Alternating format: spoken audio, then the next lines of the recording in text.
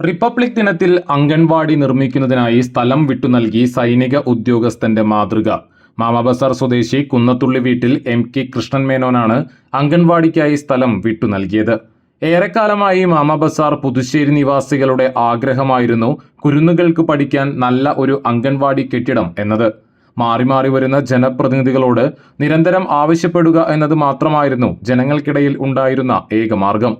ഇക്കഴിഞ്ഞ തെരഞ്ഞെടുപ്പിൽ 10ാം വാർഡിൽ മത്സരിച്ച KM മെഹറൂഫ് തന്റെ പ്രകടന പത്രികയിൽ ഇക്കാര്യം ഉൾപ്പെടുത്തിയിരുന്നു.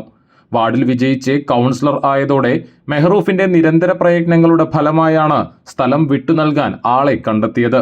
ഉടനെ തന്നെ തുടർ നടപടികളുമായി മുന്നോട്ടു പോവുകയായിരുന്നു. 5 സെന്റ് സ്ഥലമാണ് അംഗൻവാടിക്കായി വിട്ടു നൽകിയത്.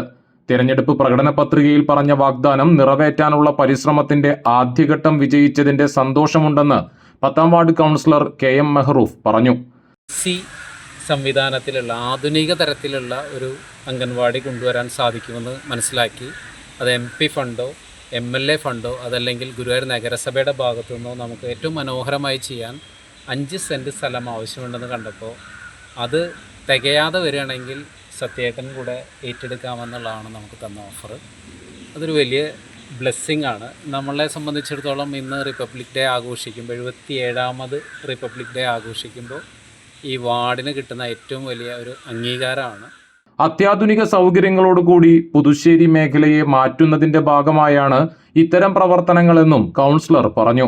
ഹൈടെക് നിലവാരത്തിലുള്ള കെട്ടിടമാണ് അംഗൻവാടിക്കായി നിർമ്മിക്കുക.